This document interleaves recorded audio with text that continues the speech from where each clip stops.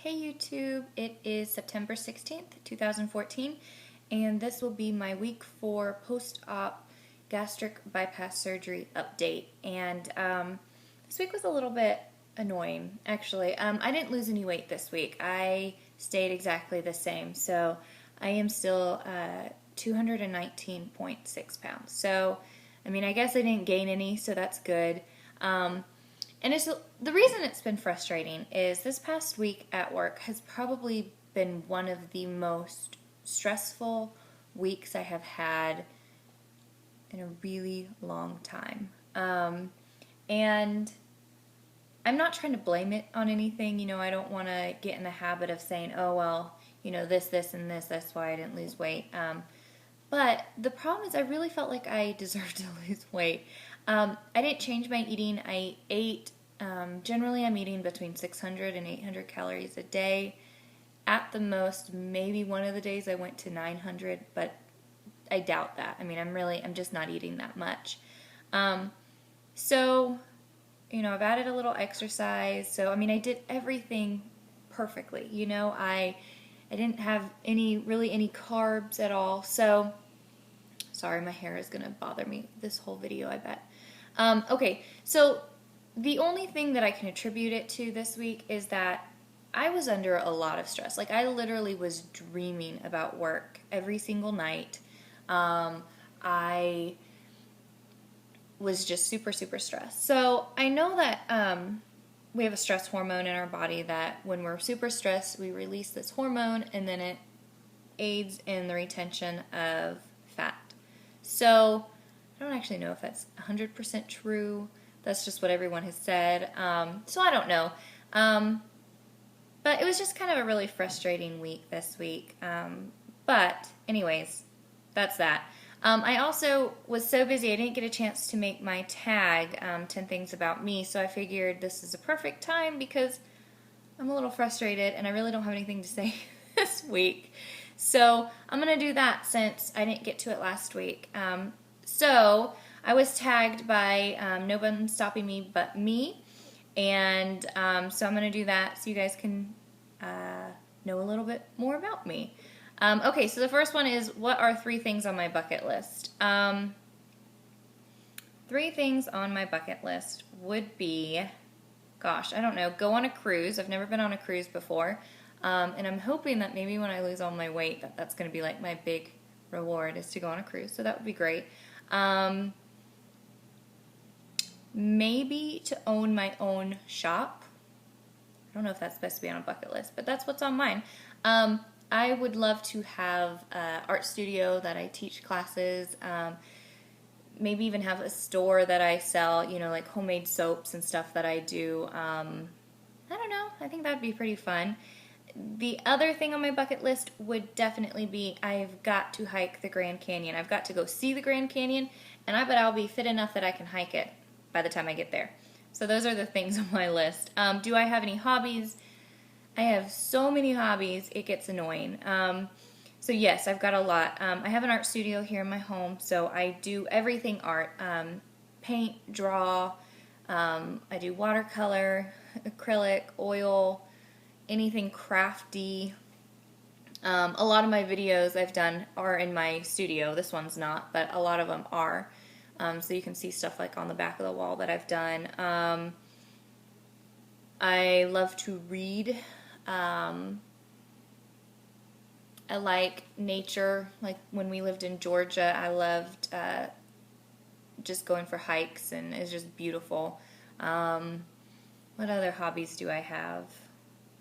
Most of them revolve around crafty things, so like crocheting or sewing or building things or making things, or I don't know. So those are my hobbies. Name 5 things you always have in your room or your house. It's an interesting one. Okay, I will always have something that is making noise. So whether it is I'm listening to music or the TV's on just for background noise, there will always be chapstick because, and I literally have chapstick in almost, every room of the house because heaven forbid I have to walk to a different room and get it. So there's chapstick. My no, I was going to say my phone, but once I get home from work, my phone charges and I don't touch it again until the next day. So that's a lie. A book. There definitely is always a book in the room I'm at. There is always an animal, whether it be one of my two cats or my dog. And then, man, what's the last thing? I don't know. I got nothing. So I only have 4 things that are always found. Well, okay. You will always find a pair of my shoes in a bedroom or a room, anywhere, because I have so many shoes and I take them off and then I forget where they're at and then I just have to walk into the next room and I find a pair of shoes to wear. So it works out really well. If I had to visit one place, where would it be? I have got to visit Egypt. I am in love with anything Egypt. I love the culture. I loved the just studying about it and all of like the old ancient artifact parts of it. So I would definitely have to go to Egypt one of these days. If I could bring, okay, so question 5, if you could bring anyone back to life, who would it be? I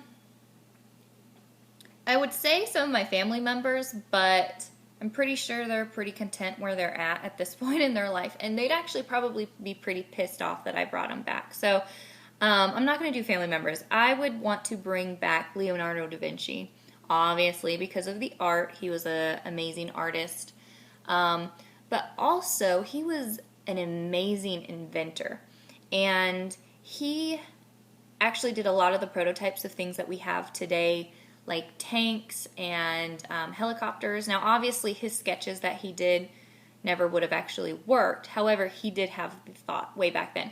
So I think it'd be awesome to meet him and talk with him. And I think with the technology that there is nowadays, I think he would probably come up with some pretty awesome things. And also, he was one of the first people to really do a lot of anatomy lessons, because back then it was kind of forbidden, taboo to touch a human body that had somebody who had deceased.